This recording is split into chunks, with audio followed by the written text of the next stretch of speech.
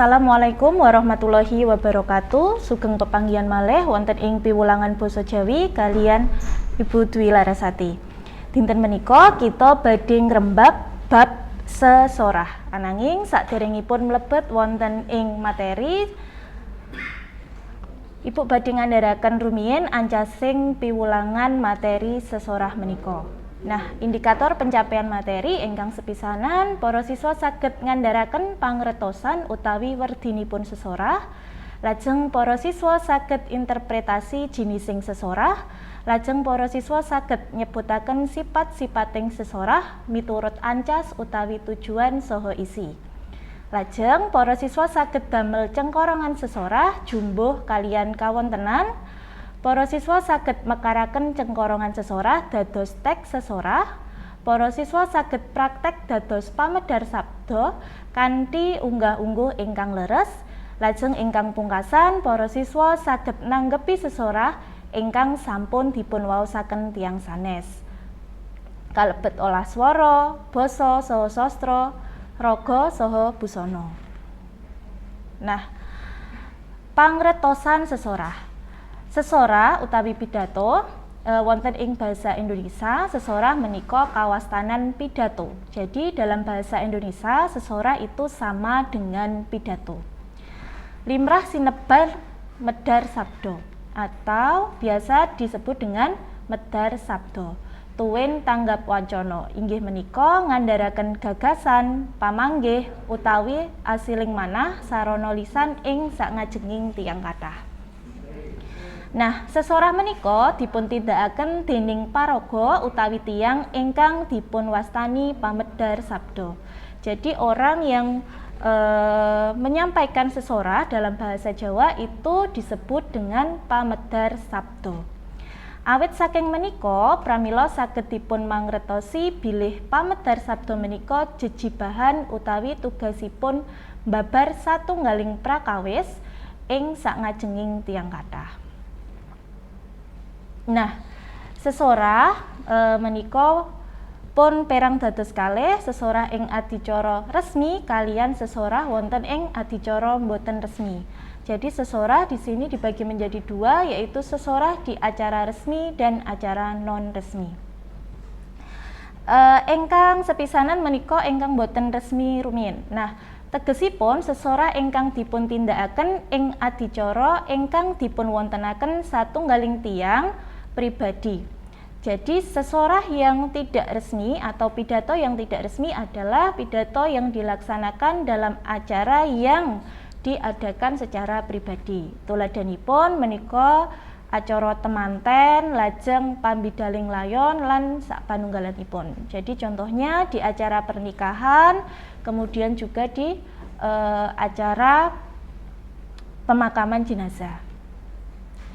Nah, lajeng sesorah wonten ing adicara resmi atau pidato di acara resmi menika umpaminipun wonten ing kegiatan sekolah menika wonten sesorah ingkang dipuntindakaken paraga ingkang kajibah minangka sesulih atur siswa ing adicara perpisahan lan sakpiturutipun. Nah, itu bisa dalam kegiatan sekolah, contohnya mungkin pidato dari perwakilan siswa atau mungkin perwakilan panitia dalam sebuah acara di sekolah. Nah, lajeng menika maneka warni kegiatan ing masyarakat. Juga kegiatan-kegiatan yang dilakukan di masyarakat. Tuladhanipun sesorah ingkang dipuntindakaken paraga ingkang kajibah minangka sesulih atur ing kempalan utawi rapat RT.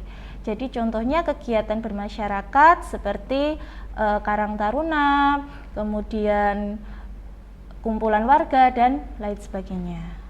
Nah, lajeng kita mlebet wonten ing jinis utawi metode utawi cara sesorah. Nah, menika kaperang dados sekawan. Ini dibagi menjadi 4. Ingkang sepisan menika sesorah kanthi cara apalan. Yang pertama adalah sesorah dengan cara menghafal. Sesorah menika dipun ayahi kanthi damel seratan teks pidato langkung rumiyin, lajeng dipun apalaken tembung-tembungipun ngantos ukaranipun persis kalian teks kala wau. Yang pertama, seseorang yang menggunakan teknik hafalan ini, mereka menulis dulu teks pidato yang akan mereka sampaikan, kemudian dihafalkan kata per kata sehingga kalimatnya sama persis dengan yang ada di teks. Dados ayahanipun boten mawi pamanggih-pamanggih enggal amargi sampun kapurba dening teks utawi cathetan. Adaanipun menawi apalanipun wonten ingkang supe, lajeng saged dadosaken supe sanesipun. Pramila cara menika asring dipun ginakaken dening lare-lare ingkang nembe gladen utawi ajar. Nah, teknik menghafal ini biasanya digunakan oleh orang-orang yang baru pertama kali belajar sesorah. Lajeng ingkang angka kalih, metode ingkang angka kalih menika sesorah kanthi cara maos naskah utawi teks. Dengan cara membaca naskah atau teks. Sesorah kanthi maos naskah utawi teks menika juru pamedhar sabda saestu mbekta naskah pidato lajeng dipun waos sawetahipun. Nah, di metode cara maos naskah ginakaken teks menika pamedhar sabda benar-benar membawa teks yang akan dibacakan kemudian dibacakan secara wutuh. Sesorah kanthi cara menika gadah ancas supados boten melenceng saking tujuan sakawit, boten klentu saha wekdalipun winates. Biasanya metode ini digunakan untuk acara yang waktunya terbatas sehingga pamedhar sabda atau orang yang menyampaikan pidato harus menggunakan teks agar tidak menyimpang dari tujuan awal menyampaikan pidato. Lajeng ingkang angka 3, sesorah kanthi cara dadaan utawi impromptu.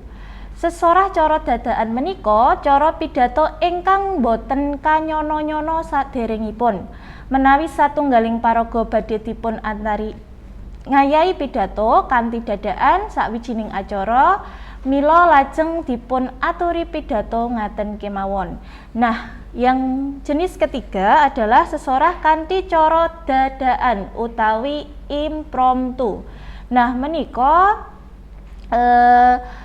tidak diduga-duga. Misalnya seseorang yang sudah terbiasa berpidato datang ke sebuah acara, kemudian tanpa diduga orang itu diminta untuk menyampaikan pidato. Nah, biasanya orang akan menggunakan hafalannya yang dulu. Nah, ini disebut dengan metode impromptu. Mila piantun ingkang kapiji kedah ingkang sampun beken lan padatan kersa medhar sabda.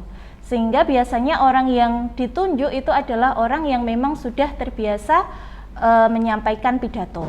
Sangunipun cara sesorah dadaan menika kedah trampil ing pambicara saha kathah pengalaman lan seserepan.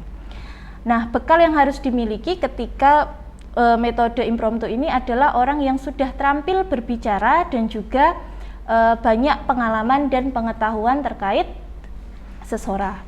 Lajeng ingkang pungkasan menika sesorah kanthi cara ekstemporan. Sesorah cara ekstemporan inggih menika juru pamedhar sabda ngasta cathetan alit minangka gaman utawi pangemut-emut urutaning ingkang badhe dipun ngendikaaken. Nah, di metode yang keempat ini, seseorang yang akan menyampaikan pidato, dia membawa catatan kecil sebagai pengingat apa yang akan ia sampaikan. Catetan wau namung wos-wos utawi garis ageng babagan ingkang badhe dipun aturaken. Ing saklajengipun saklebeting sesorah dipun rembakaken kanthi pamanggih-pamanggih enggal. Nah, sipating sesorah miturut isi saha basa. Sifat sesorah menurut isi dan bahasa, sesorah miturut isi lan basanipun gadah sifat-sifat ingkang sepisan menika ringkes lan prasaja. Yang pertama adalah ringkas. Kemudian basanipun rawa lan rinengga, menggunakan bahasa yang baik dan dipilih. Di antara tembung-tembung atau kata-kata yang terbaik. Lajeng populer, ilmiah, mligi utawi umum, dados ngginakaken basa ingkang saged dipun mangertosi tiyang sanes. Lajeng sangunipun sesorah, utawi bekal apa yang harus dimiliki ketika seseorang akan menyampaikan sesorah. Ingkang sepisan menika olah swara, logat, pocapan, napas, tegas, cetha, boten blero, membat mentuling swanten kajiwa. Yang pertama adalah olah suara. Yang pertama penyampaiannya harus jelas, kemudian tidak grogi, tidak harus bisa mengatur nafas dan lain sebagainya. Lajeng olah raga lan busana. Ingkang sepisan menika magata, patrap wajar boten dipun damel-damel. Lajeng malaksana, luwes boten ingah-ingih. Lajeng mawasta, jejeg boten kendo utawi doyong. Lajeng maraga, boten rongeh, edeg, gumeter. Lajeng mantep, mala gawa utawi entengan utawi trengginas. Lajeng matanggap, tanggap swasana. Lajeng mawat, ngentasi karya. Nah, maksudnya yang pertama patrap atau olah tubuh itu tidak dibuat-buat. Kemudian luwes, boten ingah-ingih. Nah, lajeng jejeg. Jejeg itu berdiri yang tegap, boten rengeh utawi gumeter, tidak grogi. Kemudian tanggap swasana. Tanggap swasana maksudnya memahami saat menyampaikan pidato itu sedang dalam acara apa, misalnya tadi acara pernikahan atau acara pemakaman jenazah. Nah, itu harus disesuaikan. Lajeng mawat utawi ngentasi karya. Lajeng ingkang angka 3 menika olah basa lan sastra. Pilihaning tembung, purwakanthi, sekar, suluk, panyandra, paribasan, pepindhan, wangsalan lan sapanunggalanipun. Lajeng pandoming sesorah. Tiyang ingkang badhe sesorah prayogi sanget manawi ngginakaken cecepengan ingkang kacekak TOP. Orang yang akan menyampaikan sesorah ada baiknya menggunakan TOP, teknik TOP ini. Ingkang sepisan menika T utawi titen, purun gatosaken, mau memperhatikan. Lajeng O, open, purun nyatet manawi mirsa inggakan sesorah langkung manawi wonten tembung ingkang menjilo utawi dereng mangertos. Open menika ketika mendengarkan orang lain berpidato kemudian ada kata-kata yang belum dipahami, itu bisa dicatat, diambil kata-kata yang belum dipahami dan bisa diterapkan untuk sesorah. Lajeng panen, dipun tata dados ukara saha cecawis ingkang prasaja nanging tetep murakabi. Wondene ingkang kedah dipun singkiri sampun ngantos gadah raos rekoh, keguh, jiguh. Dan yang harus dihindari saat menyampaikan pidato, yang pertama rekoh, isinan. Lajeng keguh, gampil kenging goda utawi grogi. Jiguh utawi gugup. Nah, syarat sesorah ingkang sepisan menika pirsa bab unda usu ing basa. Seseorang yang akan menyampaikan pidato itu harus bisa ngetrapaken unda usu ing basa. Lajeng pirsa bab ayahaning adicara. Jadi memahami ketika pidato itu sedang ada di acara apa. Pirsa bab ulah kridaning swara, bisa mengelola suara. Lajeng pirsa bab swasana atau suasana. Lajeng pirsa bab ngadi salira. Ngadi salira menika berhubungan dengan busana. Dados mangertos, jadi memahami ketika ada di acara pernikahan harus berbusana seperti apa, kemudian ketika di acara pemakaman jenazah harus seperti apa, dan di acara-acara lain juga harus menyesuaikan. Nah, menika ingkang dipun sebat pirsa bab ngadi salira. Nah, maraga sesorah dados pamedhar sabda ingkang sepisan menika manawi anggenipun maraga sesorah mawi cathetan utawi seratan sampun ngantos soroting netra namung tumuju ing cathetan. Ketika membawa catatan jangan sampai soroting meripat atau tatapan mata itu hanya tertuju kepada teks yang dibawa. Sak saged-sagedipun kedah warata dhateng para pamiyarsa. Nah, sebisa mungkin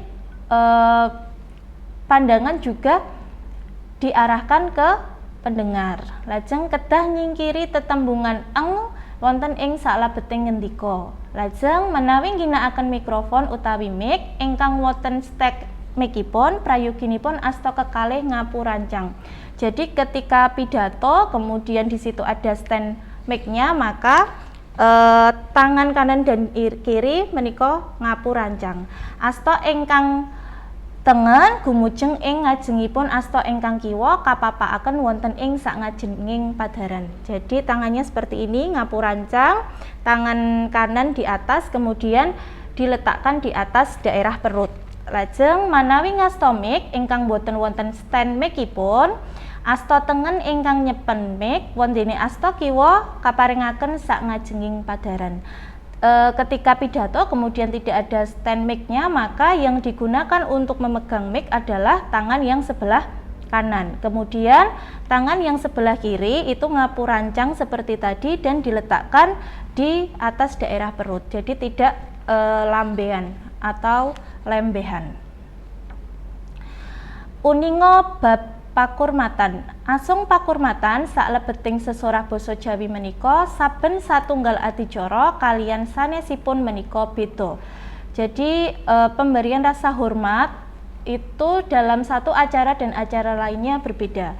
Kedah ningali kawontenan saha kacumbuhaken kalian kalenggahaning para ingkang rawuh. Harus disesuaikan dengan siapa saja yang hadir di acara tersebut. Ingkang sepisan tumraping kasepuhan utawi sesepuh asung pakurmatan ingkang kaginakaken apabila di situ yang hadir tokoh masyarakat atau orang-orang yang sudah sepuh menika bisa menggunakan penghormatan seperti ini. Wonten ngarsanipun para sesepuh pini sepuh ingkang satuhu kinabekten ingkang pono ing pamawas lebda ing pitutur ingkang tansah sumanding ing kitab suci kalaming ilahi ingkang tansah mangastuti dumateng pepayoning kautamen. Kemudian ketika tumraping para pangarsatama instansi asung panghormatan ingkang kaginakaken ketika mungkin berada di tempat kerja, atur pakurmatan bisa seperti ini. Wonten ngarsanipun para nayaka praja satriyaning nagari tuwin para pangemban-pangembating praja kinarya songsong agunging para kawula dasih ingkang satuhu pantes tinulat sinudarsana. Lajeng ingkang angka 3 tumraping para kadang ingkang sami kalenggahanipun asung pakurmatan ingkang kaginakaken ketika ada di acara yang dihadiri oleh teman-teman sebaya, bisa menggunakan atur pakurmatan seperti ini. Wonten ngarsanipun para kadang tumaruna kadang manggalaning karya ingkang tansah tinangsul talining kekadangan. Nah, kemudian yang terakhir menika tumraping sadaya para tamu asung pakurmatan ingkang dipun ginakaken untuk seluruh tamu menggunakan sanggianing para ingkang sami lenggah kakung Sumawana Putri ingkang tansah sinugata sagunging pakurmatan. Lajeng bab ingkang kedah dipun samektakaken nalika kajibah dados pamedhar sabda ing satunggaling adicara. Ingkang sepisan menika pangringga swara ugi sinebat sound system. Pamedhar sabda kedah mangertos kados pundi mangun karya kalian pangringga swara, bab tata papan, urutan gending, sasmitaning gending lan sak panunggalanipun. Nah, apa yang harus diperhatikan saat kita ditunjuk untuk sesorah yang pertama adalah pangringgo swara. Harus memperhatikan pangringgo swara itu sound system. Jadi kapan gending-gending itu akan dibunyikan, kemudian kapan dicondro dan lain sebagainya. Lajeng ingkang angka kalih menika kedah nggatosaken papan. Harus memperhatikan tempat. Papanipun pamedar sabda kepara saged dipuntingali sedaya para rawuh, sampun ngantos tebih sanget ugi sampun ngantos malah ndelik. Jadi harus memperhatikan di mana tempat menyampaikan sesorah. Jangan sampai terlalu jauh dengan para tamu atau mungkin terlalu dekat atau justru malah tidak terlihat. Lajeng pawiyatan, amrih kawegikan pamedar sabda saged profesional perlu sekolah, kursus utawi nderek pawiyatan sanesipun. Saged ugi maos buku-buku ingkang sampun wonten ngewrat bab pranata adicara. Salajengipun menika kedah gelem sinau, harus mau belajar dengan cara mungkin kursus atau membaca buku-buku yang berkaitan dengan sesorah.